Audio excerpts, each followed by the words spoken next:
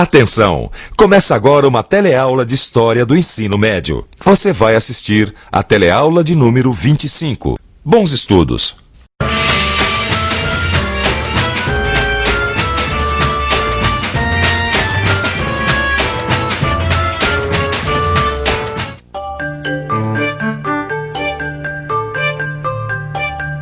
Nós estamos em Porto Seguro, no litoral baiano, no lugar onde foi rezada a primeira missa em solo brasileiro. E como você viu em outras teleaulas, aqui a colonização da América Portuguesa foi batizada e abençoada pela Igreja Católica. Mas será que o papel da Igreja durante a colonização da América Portuguesa se resumia a rezar missas? Ou será que o papel da Igreja ia além dos sermões? Ficou curioso? Então fique por aí, porque a atuação da Igreja na colonização da América Portuguesa é o tema desta teleaula. Onde você vai ver que durante a colonização do Brasil, o Estado português se ocupou de organizar a economia e de administrar a nova terra, enquanto que a Igreja Católica ficou responsável pela orientação educacional, cultural e religiosa dos nativos e dos colonos. Estamos em 1549. Local, Porto da Baía de Todos os Santos. Capitania da Bahia, América Portuguesa. Um navio acaba de chegar de Portugal e 2 passageiros ilustres chamam a atenção. Um deles é Tomé de Souza, o outro, Manuel de Nóbrega. Quem são e o que querem? Tomé de Souza é um alto funcionário da corte portuguesa que vem ao Brasil para ser seu primeiro governador-geral. Tomé de Souza não era nenhum aprendiz. Já havia combatido os mouros na África e participado de uma expedição ao Oriente antes de desembarcar por aqui. Como primeiro governador-geral da colônia, fundou a cidade de Salvador, combateu e destruiu aldeias tupinambás e assentou populações. Tomé de Souza ficou na colônia apenas 4 anos, quando então foi substituído por Duarte da Costa, que foi o segundo governador-geral da América Portuguesa. Nem Tomé de Souza, nem Duarte da Costa vieram para cá como exploradores ou como donatários. Eles vieram para cá como administradores da coroa, como funcionários reais. Porque Portugal possuía inúmeros funcionários civis e militares que tinham como função ajudar o rei a administrar o seu império. Mas por que será que Portugal tinha tantos funcionários? Isso acontecia porque o rei concentrava tanto poder que para administrar tudo aquilo ele precisava de um batalhão de funcionários. Mas isso não acontecia só em Portugal, não. Em outros países da Europa, os reis também conduziam seus governos a ferro e fogo. Esse tipo de governo, com o poder centralizado na figura do monarca, ficou conhecido como regime absolutista. O regime absolutista foi muito forte na Europa entre os séculos XVI e XVIII. Era uma época em que a vontade, o desejo do rei tinha uma importância muito grande. Os destinos do país, os rumos da economia, o que se podia e o que não se podia fazer, os impostos a serem cobrados. No regime absolutista, o poder soberano era do rei. Até os membros da Igreja Católica subordinavam-se ao rei. Era o monarca que nomeava os bispos, que remunerava o clero e que recolhia o dízimo. Para você ter uma ideia do poder que os reis detinham durante o regime absolutista, veja só o que Miguel Suriano, embaixador de Veneza, na França, escreveu no ano de 1546 sobre o rei da França na época. Quanto à autoridade daquele que governa, direi apenas que este reino tão grande depende apenas da vontade suprema do rei, que é amado e servido por seu povo e que possui uma autoridade absoluta. O rei, que distribui um sem número de empregos, de dignidades, de cargos. Tudo depende dele e somente dele. A paz e a guerra, os impostos e os tributos, os favores, os benefícios, os cargos, o governo e a administração do reino inteiro. Bom, é claro que para mandar e desmandar tanto assim, desempenhar tantas funções, exercer tantos poderes, os reis absolutistas precisavam de um batalhão de funcionários. Mas como manter o poder em terras com a dimensão da América Portuguesa? Por mais funcionários que tivesse, o rei não ia conseguir administrar tudo aquilo sozinho. E é aí que entra a Igreja, que vai desempenhar para a coroa portuguesa um papel de fundamental importância na colônia. ajudando o rei a administrar as novas terras. E para desempenhar esse papel é que desembarca em 1549, junto com o primeiro governador-geral do Brasil, o jesuíta Manuel da Nóbrega. O português Manuel da Nóbrega chegou ao Brasil com pouco mais de 30 anos. Junto com ele vieram outros 5 jesuítas, todos integrantes da Companhia de Jesus. A missão deles era difundir o Evangelho na nova terra. A vinda dos jesuítas para a América Portuguesa teve como objetivo difundir a doutrina de Cristo. Essa igreja, construída naquela época, é uma prova disso. Mas a vinda dos jesuítas da Companhia de Jesus não tinha como único objetivo a difusão do Evangelho. Eles também tinham como missão barrar o avanço do protestantismo. Europa, século XVI, século das reformas protestantes. Movimento religioso, conhecido também como Reforma Protestante, o protestantismo começa a se espalhar rapidamente pela Europa, principalmente na Alemanha, Suíça, Inglaterra e França. A Reforma Protestante, como o próprio nome já diz, protesta contra a Igreja Católica, que, segundo eles, deve ser reformada. Os protestantes querem o fim da corrupção na igreja, cuja atuação e estrutura para eles devem ser modificadas. Eles querem também a volta de uma religiosidade mais pura, baseada simplesmente na fé. Muitas das religiões que hoje você vê por aí nasceram desse movimento da reforma. Entre essas religiões estão o luteranismo, o calvinismo, o anglicanismo e o anabatismo.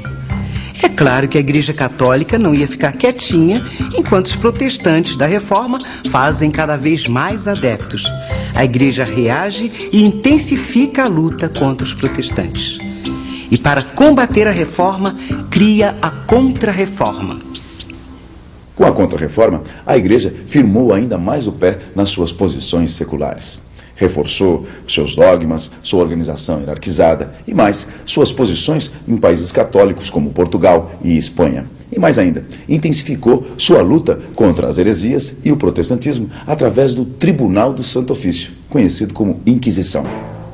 Era a época da caça às bruxas, onde aqueles que eram considerados infiéis chegavam a ser até queimados em praça pública. E foi nesse clima de guerra religiosa que nasceu a Companhia de Jesus.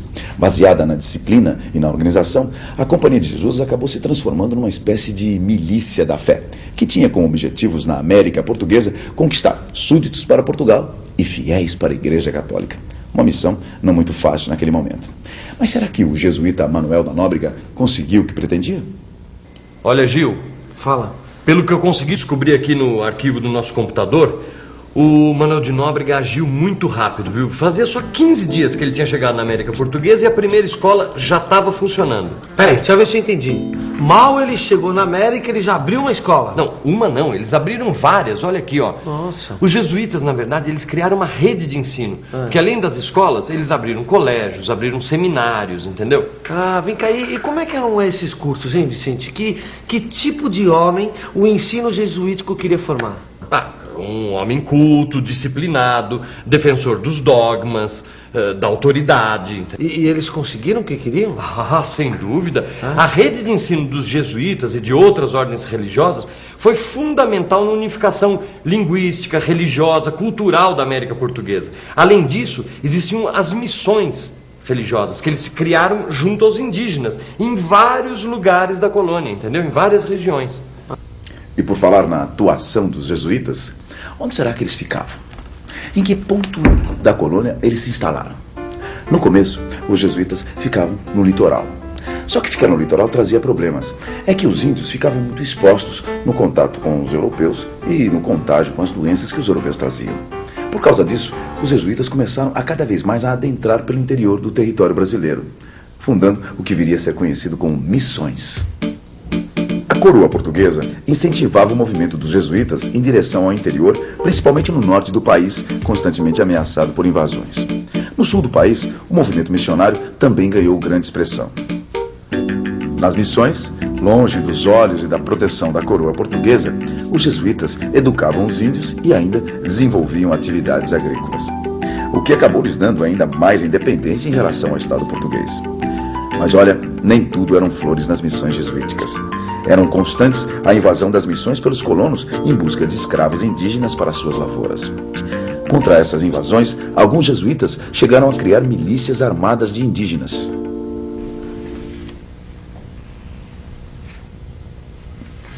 É claro que a coroa portuguesa não estava gostando nada dessa ideia de ver jesuítas e índios fortemente armados. E, evidentemente, isso acabou contribuindo para a expulsão dos jesuítas do Brasil em 1759. Mas essa já é uma outra história. Os jesuítas podiam se chocar aqui e ali com as orientações da coroa portuguesa. Agora, de maneira geral, eles seguiram à risca o papel de agente cultural na colonização, sem dúvida. E como é que isso foi possível? Como é que você pega um índio que acredita em vários deuses, que não tem noção nenhuma do pecado, fala uma língua que não tem nada a ver com a nossa e faz com que ele acredite que só existe um único Deus, que a nudez é pecaminosa e que a língua que ele deve falar é o português? Olha, tomando como base a língua tupi, missionários como José de Anchieta foram transpondo, traduzindo para a língua indígena a mensagem católica. Assim, a divindade Tupã, que para os índios era o poder dos trovões, passou a representar o Deus católico. Mas o que eles usavam mesmo era o teatro, chamados autos, que era quando os jesuítas representavam a luta do bem contra o mal, da palavra de Deus contra o demônio dos antigos rituais. Ô Vicente, mas isso não destruiu completamente a cultura dos indígenas? Bom, de uma certa forma sim, Gil, mas foi o próprio trabalho dos jesuítas que também protegeu os índios contra a escravidão, né? E no que acreditava o José de Anchieta? Ah, para ele o índio era um ser puro. José de Anchieta foi um dos jesuítas mais atuantes do Brasil colônia. Veja só um trecho que ele escreveu que revela bem o tipo de trabalho que eles queriam fazer com os índios. Ou seja, transformar os nativos em pessoas dóceis, religiosas e disciplinadas. Veja só o que diz Anchieta. Os padres, além de instruir os índios nas coisas necessárias à sua salvação, ensinam aos seus filhos a ler, escrever, cantar e a ter seu coro de canto e flauta para suas festas. Essas palavras, ditas pelo José de Anchieta, não deixam dúvidas sobre o que ele pensava sobre os índios e o trabalho dos jesuítas. Para Anchieta, o índio, sim, era um ser puro. Como você viu, a igreja protegia, sim, os índios da escravidão. Mas você deve estar se perguntando, e os negros africanos? Por que será que a igreja não tinha a mesma posição em relação à escravidão com relação aos negros africanos? É que para a igreja católica, os índios eram puros, ao contrário dos negros que viviam em pecado na África.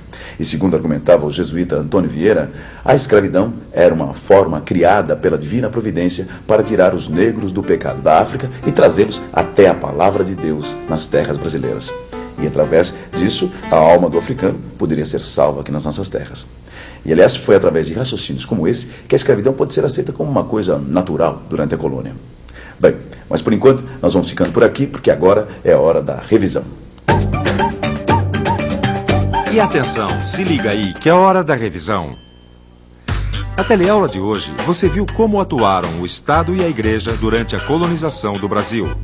Você viu que o Estado português se ocupou de organizar a economia e administrar a nova terra, enquanto que a Igreja Católica ficou responsável pela orientação educacional, cultural e religiosa dos nativos e dos colonos. Na próxima teleaula tem mais. A gente vai fazer uma viagem pelas outras regiões da colônia. Vai conhecer de perto a diversidade econômica, social e cultural da sociedade que estava se formando no Brasil.